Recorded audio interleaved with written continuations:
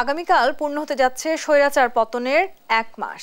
এই ১ মাসে আমরা নতুন বাংলাদেশ দেখেছি। বাংলাদেশ কিভাবে স্বৈরাচার থেকে মুক্তি লাভ ঐক্যবদ্ধ হতে পারে সেই উদাহরণও দেখেছি।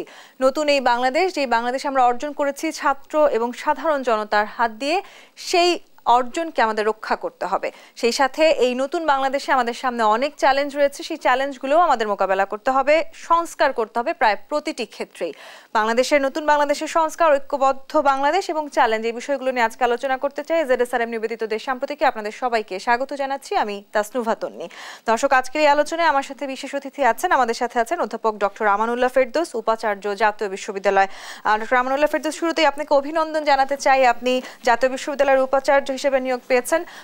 আপনার কাছে আসলে এখন অনেক ধরনের আমাদের প্রত্যাশা থাকবে। প্রত্যাশা জায়গাটি থেকে আপনি যেহেতু জাতীয় বিশ্ববিদ্যালয়ের উপাচার্য হিসেবে যুক্ত হয়েছেন, শিক্ষা ব্যবস্থা জায়গাটি দিয়ে আমি শুরু করতে চাই। আমরা গেল 16-17 বছর ধরে আসলে দেখেছি বাংলাদেশের শিক্ষা ব্যবস্থা নিয়ে নানান রকমের পরিবর্তন করার চেষ্টা করা হয়েছে, কিংবা দুর্নীতি জায়গাগুলোও আমরা দেখেছি।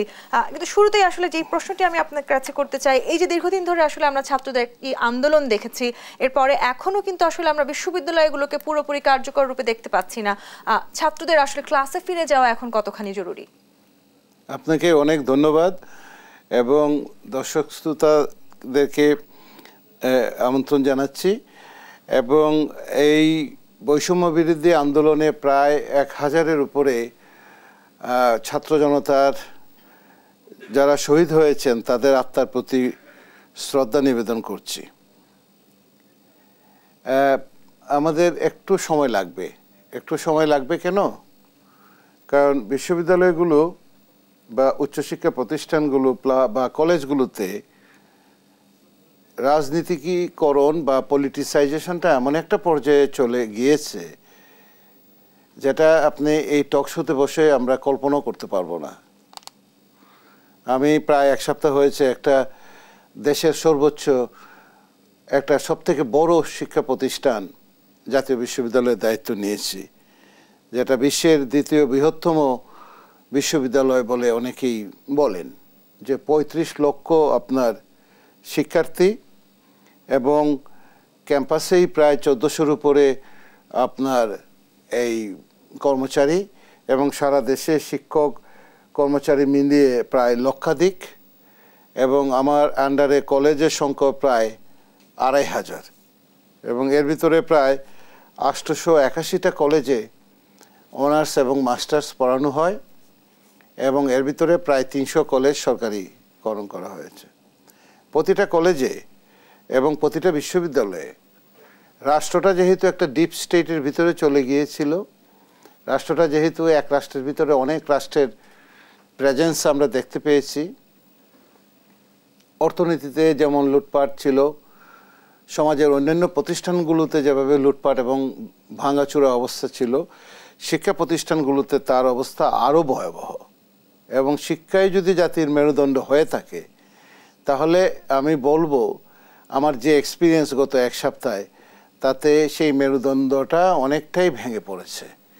সেই জায়গাটা থেকে বের হয়ে যেতে গেলে এই চট করে সেটা সম্ভবপর না, এবং একটু সময় লাগবে। কারণ এই শিক্ষা প্রতিষ্ঠানগুলোতে যারা আসবেন চালানোর জন্য, গভর্নিং বডি, আমরা গত কয়েকদিন আগে সরকারের প্রজ্ঞাপনের প্রতি আলোকে আমরাও প্রায় 2500 কলেজের আপনার এই কি ভেঙে দিয়েছি, এই যে গভর্নিং বডিটা আমরা ভেঙে দিয়েছি।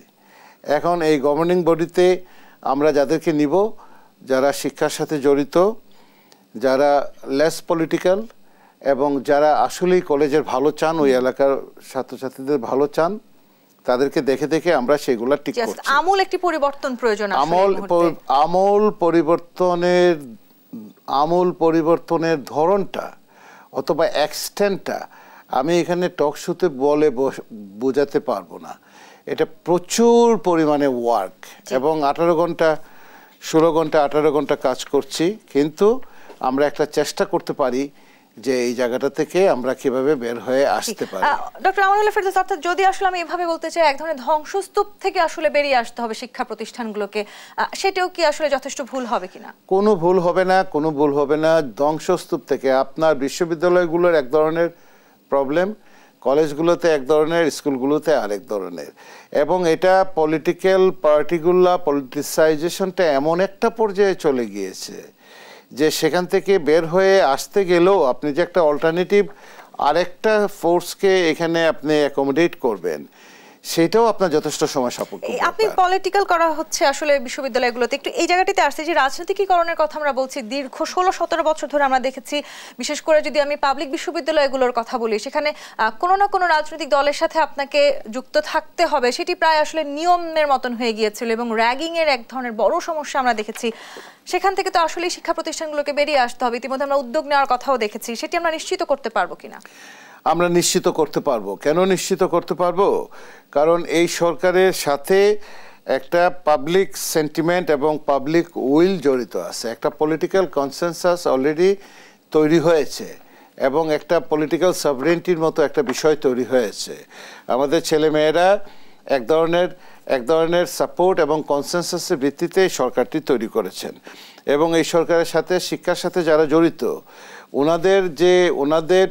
ওনাদের পুরো জীবনটাই কেটেছে শিক্ষা সংক্রান্ত বিষয় নিয়ে এবং ওনাদের যে উইলটা, যে একটা কিছু করতে চাই আমরা শিক্ষা প্রতিষ্ঠানগুলোকে, সেটা আমার কাছে স্পষ্ট মনে হয়েছে।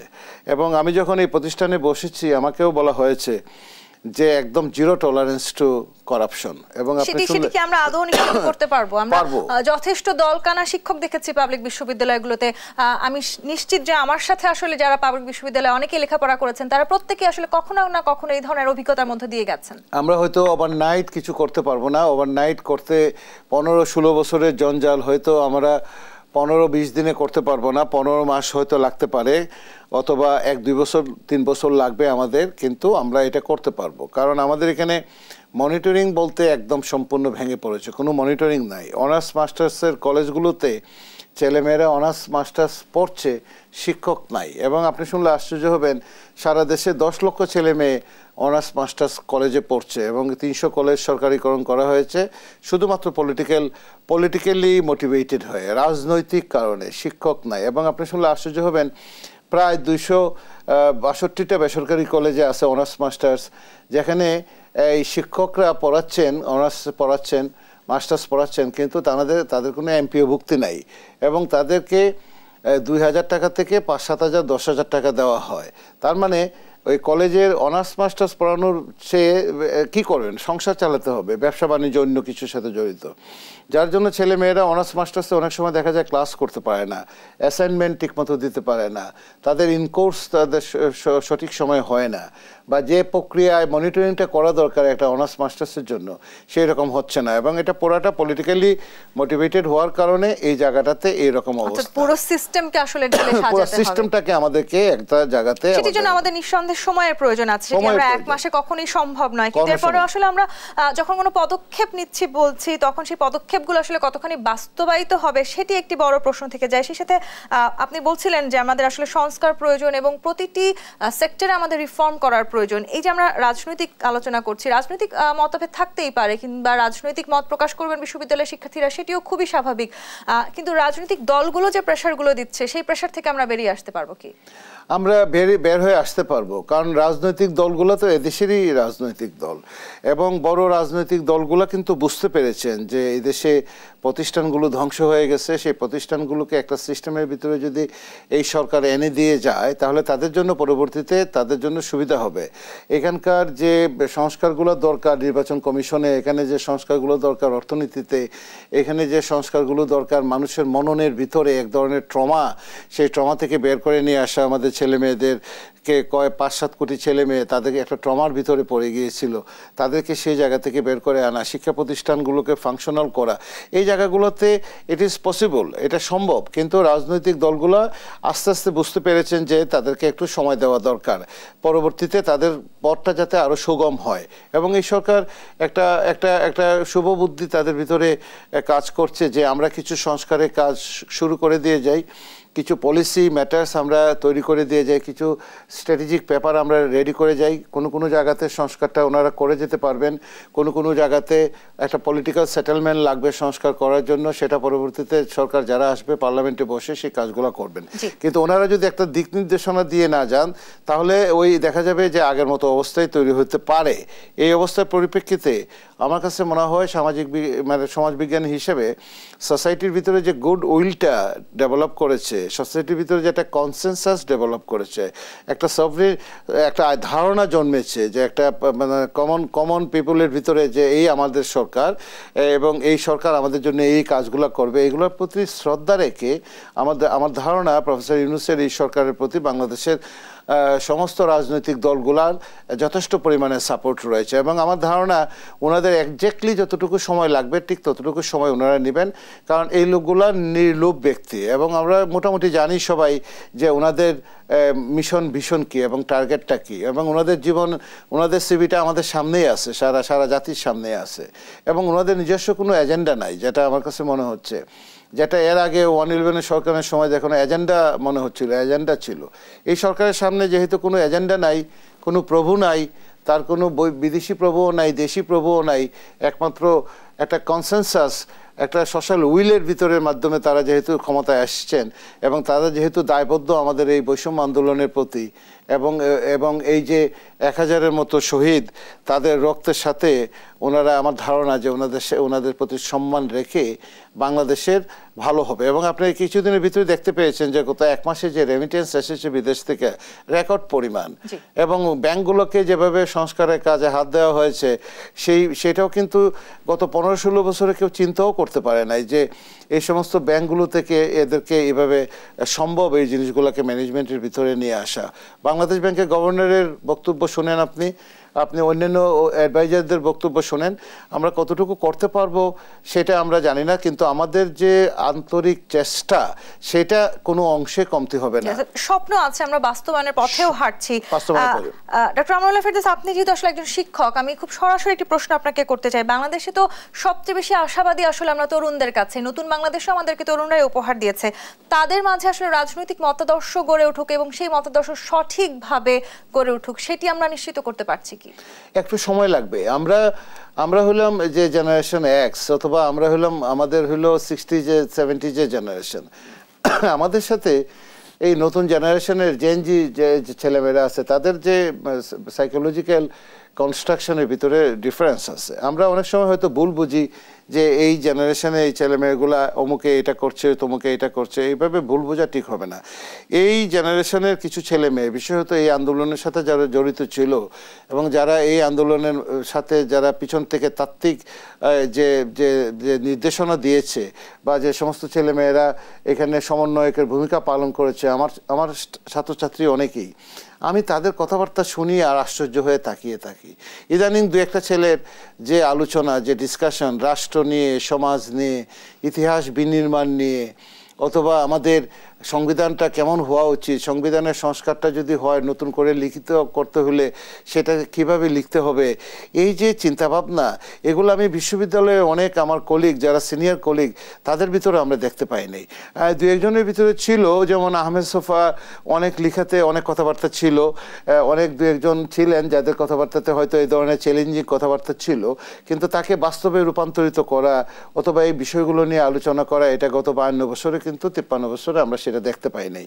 এইবার কিছু ছেলে মেয়েদের যে আইডিয়া, সাইকোলজি যেগুলো দেখতে পাচ্ছি, তাতে আমার কাছে খুবই আশ্চর্য লাগে।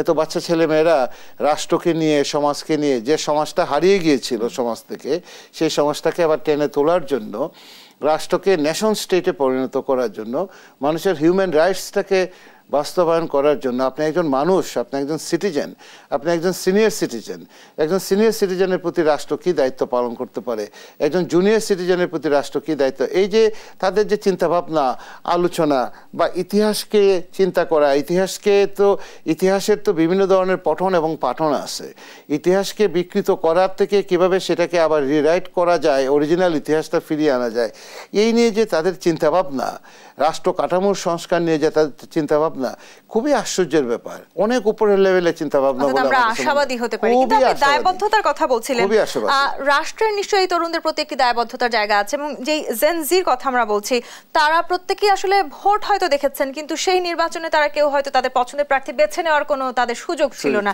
সেই নির্বাচন আমরা নিশ্চিত করতে পারবো কিনা, এই প্রশ্নটি রেখে আমাকে একটি বিরতিতে যেতে হবে। দেশ সাম্প্রতিক বিরতি নিয়ে ফিরছি, সাথেই থাকুন।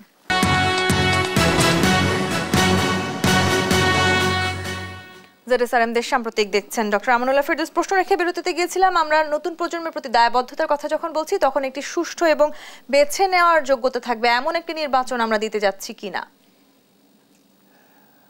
আমি মনে করি সার্টেনলি, অবশ্যই, কারণ এটা পুরো নির্বাচনী ব্যবস্থাটাই ভেঙে পড়েছে। এবং যারা আজকের জেনজি, যাদেরকে আমরা নিউ জেনারেশন বলছি, তারা কিন্তু নির্বাচন কি জিনিস দেখেই নেই। এবং আপনার এই যে গত 3টা নির্বাচন, এটা এমন একটা পর্যায়ে, মানে পুরা নির্বাচনী যে একটা ব্যবস্থা, একটা কালচার বা ডেমোক্রেসি যে একটা পার্ট অফ এ সোসাইটি, এবং election is a part of constitution, এবং একটা অব্লিগেশন এটা রাষ্ট্রের, সেই জায়গাটা থেকে আমরা বের হয়ে গিয়েছিলাম। এবং সারা পৃথিবী হাসাহাসি করতো আমাদেরকে নিয়ে, এবং কত টকশো করেছে আমরা যে অন্ততপক্ষে একটা মিনিমাম ইলেকটোরাল এই যে কিটা ফিরিয়ে আনেন। আমাদেরকে কোনো পাত্তাই দেওয়া হয়নি, বরংস আমাদের বিরুদ্ধে বিভিন্ন ধরনের ষড়যন্ত্রের অভিযোগ আনা হয়েছিল। তো এইটা এই যে গত 15-16 বছরের যে এই যে কালচারটা থেকে বের হয়ে আসা, এইখানে তো এক ধরনের সংস্কার লাগবে। এবং আপনার ধরেন এই যে নির্বাচন কমিশনকে রিকনস্ট্রাক্ট করতে হবে, নির্বাচন কমিশনকে ঠিক করতে হবে, এবং নির্বাচন কমিশনকে ঠিক করতে গিয়ে এখানে একটা পলিটিক্যাল কনসেনসাস বা রাজনৈতিক ঐক্যমত লাগবে, একটা রাজনৈতিক বন্দোবস্ত লাগবে।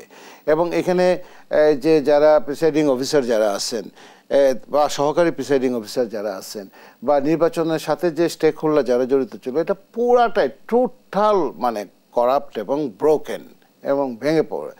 এবং এখানে সবথেকে বড় ক্ষতিটা যেটা হয়েছে, একটা মাইন্ডসেটের ভিতরে সাইকোলজিক্যালি একটা মানুষকে, একজন শিক্ষককে বলা হচ্ছে তুমি দিনের ভোট রাতে দাও, একজন শিক্ষককে বলা হচ্ছে যে তুমি 100 ভোট কাস্টিং হয়েছে, এখানে 2000 ভোট কাস্টিং দেখায় দাও।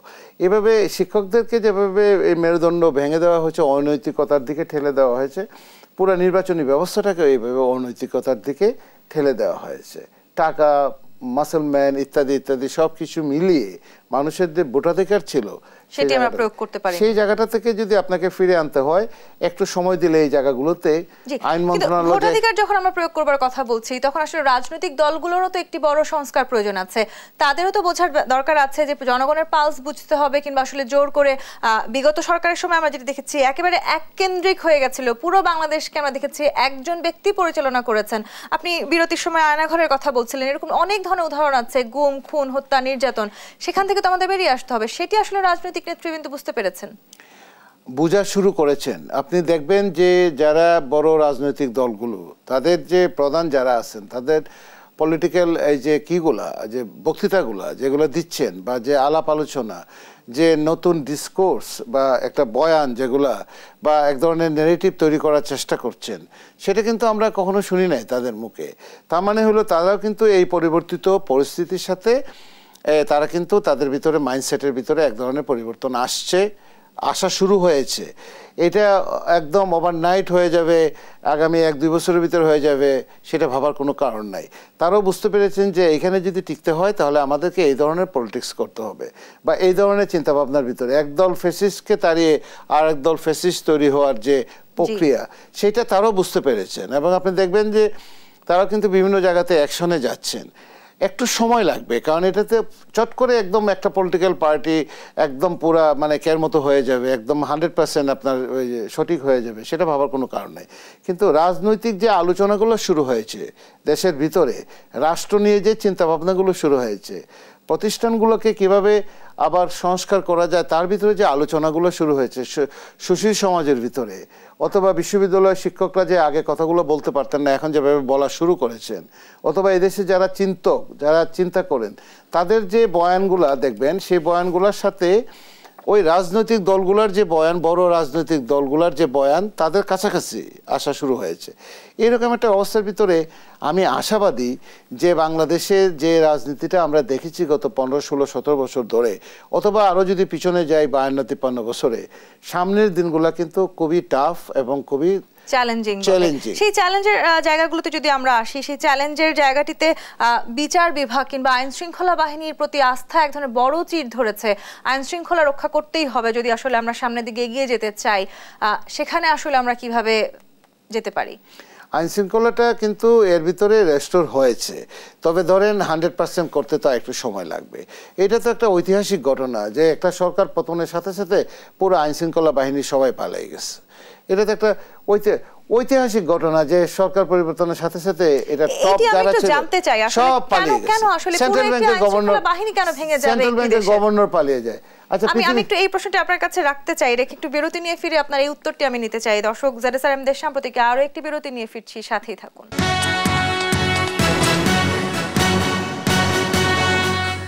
দেশ সাম্প্রতিক দেখছেন। ডক্টর আমানুল্লাহ ফেরদৌস, সরকার প্রধান পালিয়ে যাওয়ার সাথে সাথে আইন শৃঙ্খলা রক্ষাকারী বাহিনীর ভিন্ন রূপ দেখেছি আমরা, সেখান থেকে আমরা বেরিয়ে আসবো কি করে?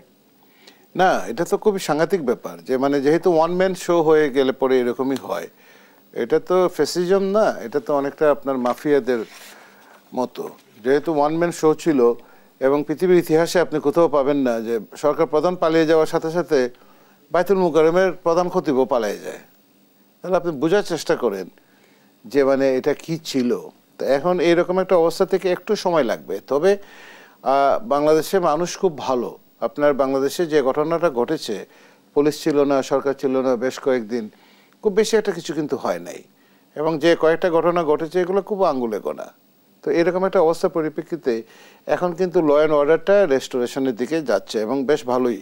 এখন তো আর রাত্রেবেলা ডাকাতও পড়ে না, আবার রাস্তাঘাটে ছেলে মেয়েদেরকে কন্ট্রোলও করতে হচ্ছে না। ট্রাফিক আস্তে আস্তে ফিরে আসছে, একটু সময় দিলে পরে আমার মনে হয় জায়গাটাতে চলে আসবে। আমরা সেই প্রত্যাশা রাখতে চাই। অথবা ডক্টর আমানুল্লাহ ফেরদৌস, আপনাকে আরো একবার অভিনন্দন জানিয়ে আমি শেষ করতে চাই। ধন্যবাদ আজকে আমাদেরকে সময় দেওয়ার জন্য। দর্শক, দেশ সাম্প্রতিকের আজকে থেকে বিদায় নিচ্ছি, আগামী পর্ব দেখবার আমন্ত্রণ রইল। ধন্যবাদ।